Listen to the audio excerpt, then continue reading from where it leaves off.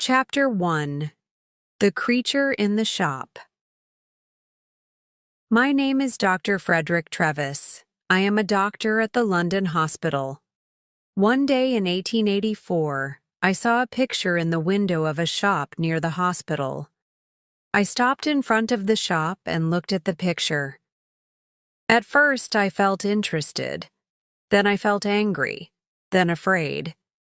It was a horrible, ugly picture. There was a man in the picture, but he did not look like you and me. He did not look like a man. He looked like an elephant. I read the writing under the picture. It said, "Come in and see the Elephant Man." 2 pence. I opened the door and went in. There was a man in the shop. He was a dirty man in an old coat with a cigarette in his mouth. "What do you want?" he asked. "I'd like to see the Elephant Man, please," I said. The man looked at me angrily. "Well, you can't," he said. "The shop's closing now. You can come back tomorrow." "I'm sorry," I said, "but I would like to see him now. I have no time tomorrow. I have a lot of work to do, but I can give you more than 2 pence. The man looked at me carefully. Then he took the cigarette out of his mouth and smiled with his yellow teeth. "All right, sir," he said. "Give me 12 pence then." I gave him the money, and he opened a door at the back of the shop. We went into a little room. The room was cold and dark, and there was a horrible smell in it. A creature sat on a chair behind a table. I say a creature because it was not a man or a woman, like you or me. The creature did not move or look at us. It sat very quietly on the chair in the cold, dark, dirty room and looked at the table. The creature had a cloth over its head because of the cold.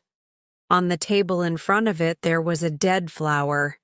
"Stand up," said the shopkeeper loudly. The creature stood up slowly.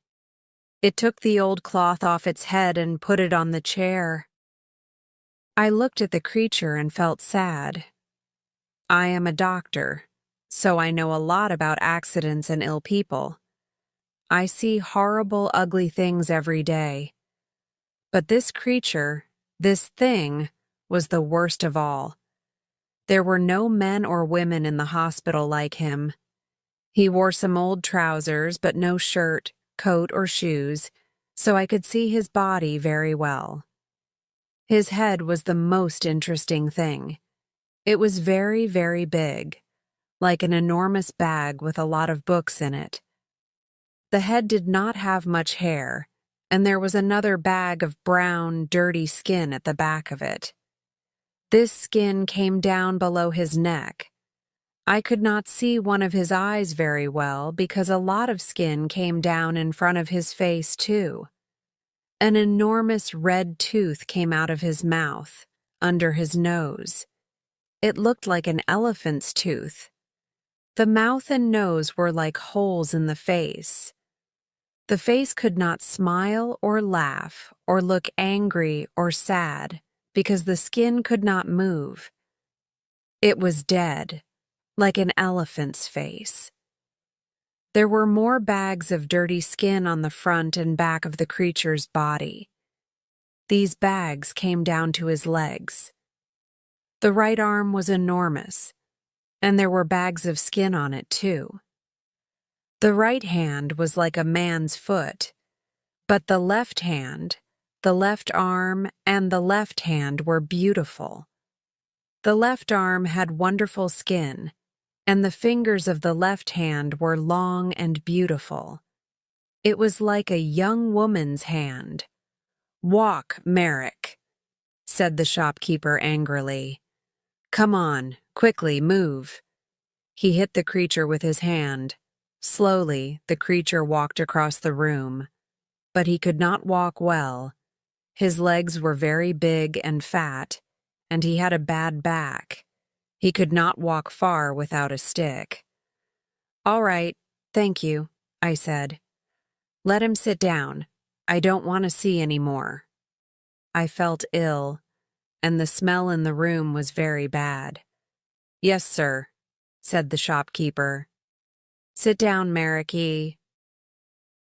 We went out of the room and closed the door.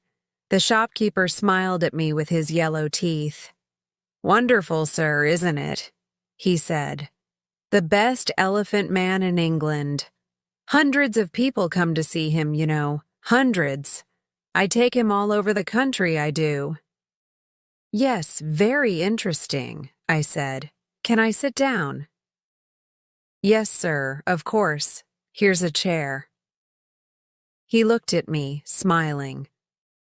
Would you like a glass of water, sir? Yes, please, I said.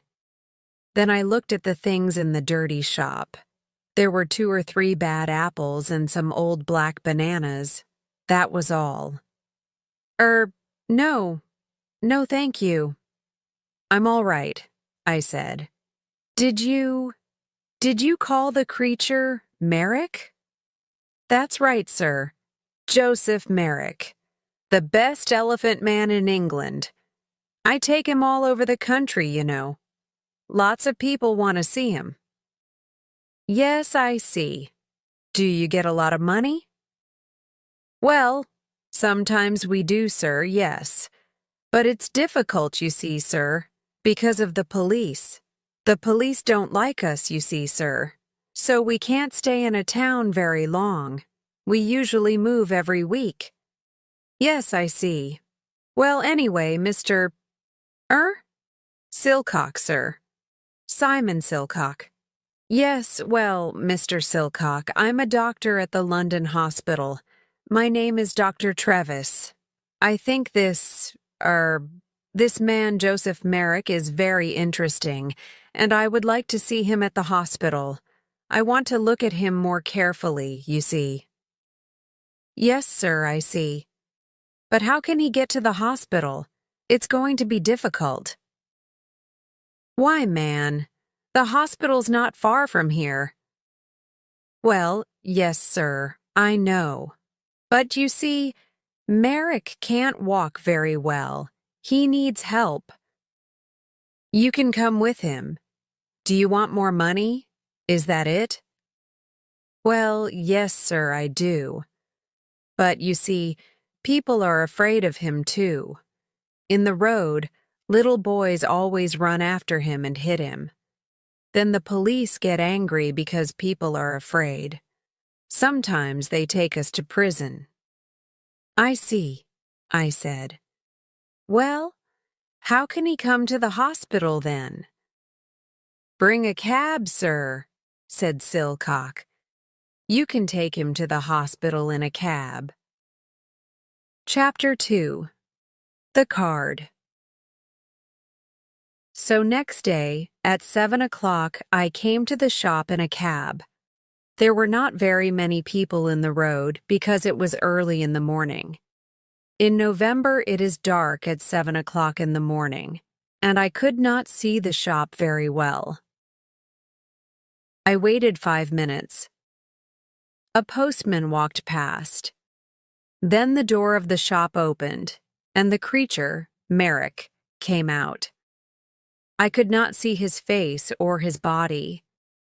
He had an enormous black hat on his head, like a big box. A gray cloth came down from the hat in front of his face. There was a hole in the cloth in front of his eyes. He could see out of the hole, but I could not see in. He wore a long black coat, too. The coat began at his neck and ended at his feet, so I could not see his arms, his body, or his legs. On his feet he wore big shoes, like old bags. He had a stick in his left hand, and he walked very slowly. I opened the door of the cab and got out. Good morning, Mr. Merrick, I said. Can you get in? Help me up the steps? He said. I'm sorry, I said. I don't understand. For a minute he stood by the door of the cab and said nothing. Then he hit the cab with his stick. "Steps!" he said loudly. "Help me up the steps." Then I understood. There were 3 steps up into the cab, and he could not get up them. "Yes, I see." "I'm sorry," I said. "Let me help you." I took his left hand and began to help him. My right hand was behind his back. I felt very strange. His left hand was like a young woman's, but his back under the coat was horrible. I could feel the bags of old skin on his back under the coat. He put one enormous foot on the first step, and then he stopped. After a minute, he moved his second foot slowly. Then he stopped and waited again. "Hello, sir. Can I help you?" I looked behind me. It was the postman, and behind him, I could see 3 young boys. One of the boys laughed. The postman smiled. "Is the gentleman ill?" he asked. I thought quickly. "Yes, but this is a lady, not a gentleman. I'm a doctor, and she's ill. Take her hand, so I can help her better." The postman took Merrick's left hand, and I helped him with 2 hands from behind. Slowly, very slowly, Merrick went up the steps and into the cab. One boy was very near the cab. He called to his friends. "Come and see this, boys, a fat lady in a black coat. And look at that enormous hat." The boys laughed. They were very near the cab, too, now. I closed the door quickly. "Thank you," I said to the postman. "That's all right, sir," he said. "She's a strange lady, sir, isn't she?" "She's ill, that's all," I said quickly. "We're going to the hospital. Goodbye, and thank you." The cab drove down the road to the hospital. I looked at Merrick. "That was difficult, wasn't it?" I said. At first he said nothing, but then he spoke. His voice was very strange, but I listened to him carefully, and I could understand him. "The steps were very difficult," he said. "But most things are difficult for me." "Yes," I said. "Nothing is easy for you, is it?" "No," he said. He was very quiet for a minute. Then he said, "Who are you, sir?" "Who am I?" "Oh, I'm sorry. My name is Dr. Trevis. Here, this is my card." I gave him a card with my name on. Then I thought, that was no good. This man can't read. But Merrick took the card and looked at it very carefully. Then he put it in his trousers pocket. I did not talk to him very much at the hospital. I looked at his head and arms and legs and body very carefully. Then I wrote the important things about him in a little book. A nurse helped me. Merrick looked at her sometimes, but she did not smile at him or talk to him. I think she was afraid of him. I think Merrick was afraid too because he was very quiet. At 4 o'clock, I took him back to the shop in a cab. The next day, I looked in the shop window again, but the picture was not there.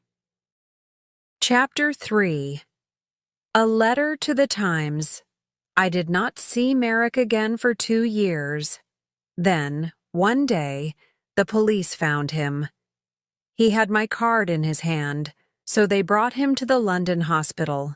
He was very tired, hungry, and dirty, so I put him to bed in a quiet little room. But he could not stay at the hospital. He was not ill, and of course the beds in the hospital are for ill people. We have no beds for hungry people or ugly people.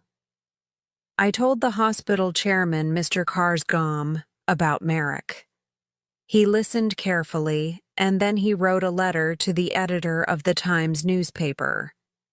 From the Times, December 4th, 1886. A letter to the editor. Dear Sir, I am writing to you about a man in our hospital. He needs your help. His name is Joseph Merrick, and he is 27 years old. He is not ill, but he cannot go out of the hospital because he is very, very ugly. Nobody likes to look at him, and some people are afraid him. We call him the Elephant Man. 2 years ago, Merrick lived in a shop near the London hospital. For 2 pence, people could see him and laugh at him. One day, Dr. Frederick Trevis, a hospital doctor, saw Merrick, brought him to this hospital, and looked at him carefully. Dr. Trevis could not help Merrick, but he gave him his card. Then the shopkeeper, Silcock, took Merrick to Belgium. A lot of people in Belgium wanted to see him, and so after a year, Merrick had Ps 50. But then Silcock took Merrick's Ps 50, left Merrick in Belgium, and went back to London. Merrick came back to London by himself. Everyone on the train and the ship looked at him and laughed at him. In London, the police put him in prison. But then they saw Dr. Trevis' card and brought Merrick to the London hospital. This man has no money, and he cannot work. His face and body are very, very ugly, so of course many people are afraid of him. But he is a very interesting man. He can read and write, and he thinks a lot. He is a good, quiet man. Sometimes he makes things with his hands and gives them to the nurses because they are kind to him. He remembers his mother, and he has a picture of her. She was beautiful and kind, he says. But he never sees her now.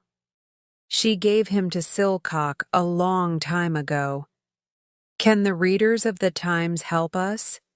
This man is not ill, but he needs a home.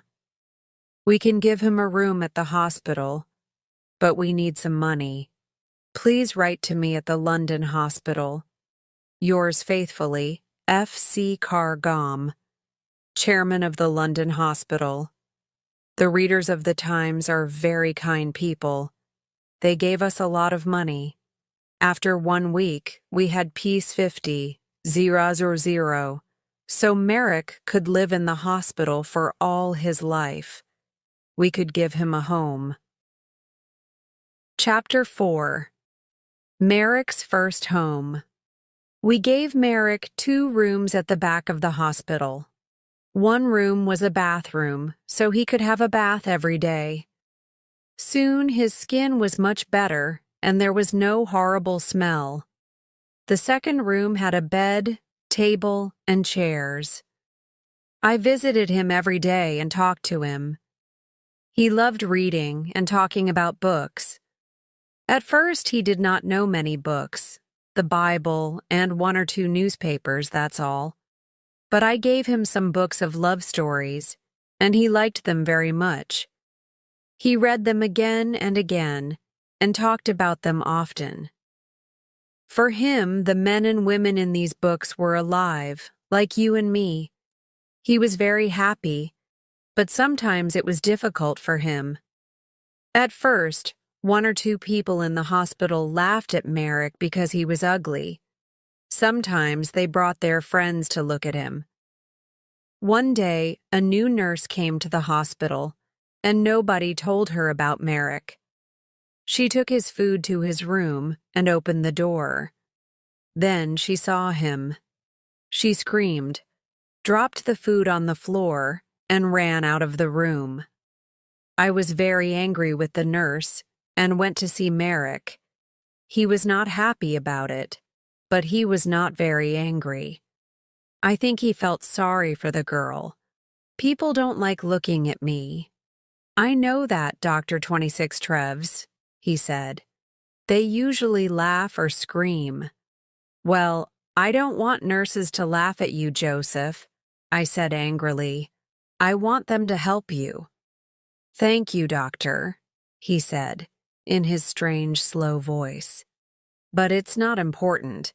Everyone laughs at me. I understand that. I looked at him sadly. In his one good hand, his left hand, he had the little picture of his mother. He looked at the picture for a minute, and then put it by a flower on the table. A tear ran out of his eye and down the skin of his enormous, ugly face. "Dr. Trevis," he said slowly, "you and the nurses are very kind, and I'm very happy here.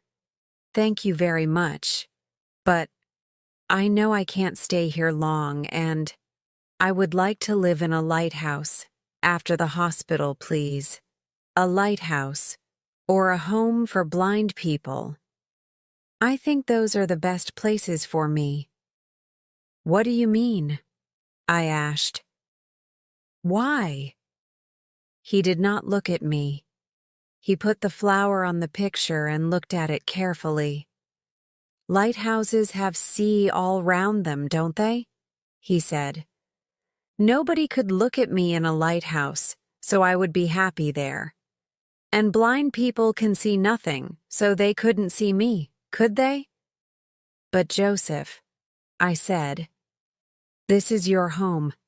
You live here now. You aren't going to leave the hospital." 28. "Not today, perhaps," he said, "but soon. You are a kind man, Dr. Trevis. But I can't stay here very long. I have no money." I smiled. "Joseph," I said, "this is your home now. Don't you understand? You can stay here all your life." Very carefully, I told him about the letter to the Times and the money. I don't think he understood at first, so I told him again. He was very quiet for a minute. Then he stood up and walked up and down the room very quickly. A strange sound came from him, like laughing. Chapter 5. An Important Visitor. I did not want Merrick to live by himself, like a man in a lighthouse. He read his books and talked to me, but I wanted him to talk to more people, and I wanted him to talk to women. Merrick read about women in his books, but he did not often talk to women. He met the nurses every day, but they did not talk to him very much. For them, he was always a creature, not a man. One day, one of my friends, a beautiful young woman, came to the hospital. I told her about Merrick and took her to his room. She opened the door and smiled at him. "Good morning, Mr. Merrick," she said. Then she shook his hand. Merrick looked at her for a minute with his mouth open. Then he sat down on his bed, with his head in his hand, and cried. He cried for nearly 5 minutes. The tears ran down his face, between his fingers, and onto the floor. My friend sat on the bed beside him and put her hand on his arm. She said nothing, but she smiled at him and shook his hand again before she left. "Dr. Trevis," he said to me that night. "That lady was wonderful. My mother smiled at me once, many years ago, but no women smile at me now. But this lady smiled at me too, and she shook my hand. A beautiful lady smiled at me and shook my hand." My young lady friend came again the next week and talked to Merrick for half an hour. The week after that, she came again with a friend. They gave him some books and had a cup of tea with him. It was wonderful for him. For the first time in his life, he had some friends. He was a very happy man. He sat in his room and read his books, and said no more about living on a lighthouse. People began to read about Merrick in the newspapers, so he had a lot of visitors. Everybody wanted to see him. A lot of important ladies and gentlemen visited him. They smiled at him, shook his hand, and gave him books. Merrick liked talking to these people, and he began to forget about his ugly body. His visitors never laughed at him. He began to feel like a man, not a creature. One wonderful day, a very important lady came to the hospital to visit him. I met the lady and took her to his room. Then I opened the door and smiled at him. "Good morning, Joseph," I said. "There is a new visitor to see you today, a very famous lady." Merrick stood up beside his table. He did not smile because his face could not smile, but his eyes looked happy. "That's good," he said. "Who is it?" I moved away from the door, and the visitor walked in. "Your Majesty, this is Joseph Merrick," I said. "Joseph, this is Her Majesty, Queen Alexandra, the Queen of England." Queen Alexandra smiled at him. "How do you do, Mr. Merrick?" she said. "I'm very pleased to meet you." Then she shook his hand. Merrick did not move. For nearly half a minute he stood and looked at her with his mouth open. Then he spoke, in his strange, slow voice. How do you do, Your Majesty?" he said. But I don't think the Queen understood him, because he tried to get down on his knees at the same time. It was very difficult for him, because of his enormous legs. "No, please, Mr. Merrick, do get up," said the Queen. "I would like to talk to you. Can we sit at your table?" "Yes, of course," he said. They sat at the table. She took his left hand, the good hand, in hers. She looked at the hand carefully, and then smiled at Merrick again. "I often read about you in the newspapers," she said. "You are a very interesting man, Mr. Merrick. You have a very difficult life, but people say you're happy. Is it true? Are you happy now?" "Oh, yes, Your Majesty, yes," said Merrick. "I'm a very happy man. I have a home here now, and friends, and my books. I'm happy every hour of the day." "What a wonderful story," she said. "I'm very pleased to hear it. Now tell me about your reading. I see you have a lot of books here." "Oh, yes, Your Majesty. I love my books," said Merrick. And for nearly half an hour they sat and talked about books. The Queen gave him a little book and some red flowers before she left. After her visit, Merrick began to sing. He could not sing easily, of course, because of his mouth, but all that day there was a strange, happy noise in his room. He looked at the flowers carefully and put them on his table. He had many visits from the Queen, and at Christmas she sent him a Christmas card. Windsor Castle, 20th December 1888. Dear Joseph, here is a small Christmas present for you. I think it looks like me, doesn't it? I do like visiting you very much, and I am going to come to the hospital again in the new year. Your friend Alexandra. The present was a picture of Queen Alexandra with her name on it. Merrick cried over it and put it carefully by the bed in his room. Then he sat down and wrote a letter to the Queen. It was the first letter of his life. The London Hospital, 23rd December 1888. My dear Queen, thank you very, very much for your wonderful card and the beautiful picture. It is the best thing in my room. The very best. The most beautiful thing I have. This is the first Christmas in my life, and my first Christmas present. Perhaps I had a Christmas with my mother once, but I do not remember it. I have my mother's picture too, and she is beautiful, like you. But now I know many famous ladies and kind people like Dr. Travis, and I am a very happy man. I am happy too because I am going to see you in the new year. With all my love, Joseph Merrick. Chapter 6. Outside the hospital, Merrick had a low of friends now, but he was more like a child than a man. He could read about things and talk to his visitors, but he could not go out of the hospital by himself. He thought and played like a child. After Christmas, he wanted to go to the theater. This was very difficult because I did not want the people in the theater to see him. But a kind lady from the theater, Mrs. Kendall, helped us.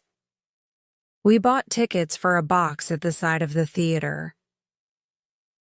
We went to the theater in a cab with dark windows, and we went into the theater by a door at the back, the Queen's door. Nobody saw us. 3 nurses sat at the front of the box, and Merrick and I sat in the dark behind them. Nobody in the theater could see us, but we could see the play. It was a children's Christmas play. Merrick loved it. It was a most wonderful, exciting story. Often he laughed, and sometimes he tried to sing like the children in the theater. He was like a child. For him, everything in the story was true. Once he was very afraid, because the bad man in the play was angry and had a knife. At first, Merrick wanted to leave the theater, but I stopped him. Then he was very angry with this bad man in the play. He hit his hand on his chair and stood up and talked to the man. But nobody heard him. When 42, the bad man went to prison, Merrick laughed. Merrick thought the beautiful young lady in the play was wonderful. He wanted to talk to her too. At the end of the play, he was very happy because she married a good young man. He remembered this play for a long time, and he talked a lot about the people in it. "What do you think they did after we left?" he asked me. "Where do the young lady and the young man live? What are they doing now?" "I don't know," I said. "Perhaps they live in the country." Merrick thought about this for a long time. Then he said, "Dr. Travis, can I go to the country, please?" I saw the country once from a train, but I never went there. I often read about it in books. It's very beautiful, isn't it? I would like to see it. The visit to the theater was difficult, but a visit to the country was more difficult. But again, one of his new friends helped us. She had a small house in the country, and Merrick could stay in it for the summer, she said. I took Merrick to the country in a train with dark windows so nobody could see him. Then we went in a cab to the country house. There were a lot of trees near the house, but no people lived near it. A countryman brought food to the house every day, but no people came near it. I stayed with him that night. At night, it was very dark, 44 and quiet. In the morning, hundreds of birds sang in the trees, and everything outside the house was green. Merrick walked under the big trees, looking at things happily and singing his strange song. I went back to London, but Merrick stayed there for 6 weeks. He was wonderfully happy. Every week, he wrote me a letter. Apple Tree House, West Wickham, Berkshire. 21st July, 1889. Dear Dr. Travis, I had a wonderful day again today. It was very warm, so I walked under the trees and sat by a stream. The water in the stream made a beautiful noise, like singing. Did you know that? I listened to it for 2 hours. Lots of little birds came near me. One had a red body in front and a brown back. I gave it some bread and it sat on my hand. A lot of birds are my friends now. I watched the fish in the stream too. They were very exciting because they move very fast. 1 minute they were there, and the next minute I couldn't see them. But I waited quietly, and they always came back. I put my hand in the water, but I couldn't touch them. I met a big dog yesterday. It made a very loud noise, but I was not afraid. I sat down quietly and looked it, and it came and smelt my hand. I saw it again today, and gave it some bread. It likes me now. I am going to put some flowers from the country in this letter. There are hundreds of flowers here. Did you know that? I like the little blue ones best, but they are all beautiful. I have lots of them in my room. I give them water every morning. Little flowers are very thirsty, you know. I am very happy here, Doctor, but I want to see you again soon, too. With love from your friend, Joseph Merrick. At the end of the summer, he came back to London. He was very well, and his skin looked much better. He talked about the country a lot, but he was happy to see his friends and his books again, too. Chapter 7. The Last Letter. 6 months later, in April 1890, I found him dead in bed. He was on his back in bed, so at first I thought he was asleep. I talked to him, but he did not move. Then I saw that the skin on his face was blue, so I knew he was dead. He did not usually sleep on his back. His enormous head was very heavy, so he usually sat up in bed with his arms round his legs and his head on his knees. He could sleep well like this, but he wanted to sleep on his back like you and me. Het tried to sleep on his back that night, but his heavy head came off the bed, and he broke his neck. He died very quickly. Next day, the chairman of the London hospital, Mr. Carr Gom, wrote to the editor of the Times again. The Times, April 16, 1890. Dear Sir, 3.5 years ago I wrote to you about a man called Joseph Merrick. This man was called the Elephant Man because he was born with a very ugly body. Merrick was not ill, but he could not work, and he had no money. The readers of the Times felt sorry for him, and they gave me a lot of money for Merrick. Because of this money, we could give Merrick a home in the London hospital. It was his first good home, and for 3.5 years he lived here happily. The doctors and nurses of the hospital helped him, and many important people visited him.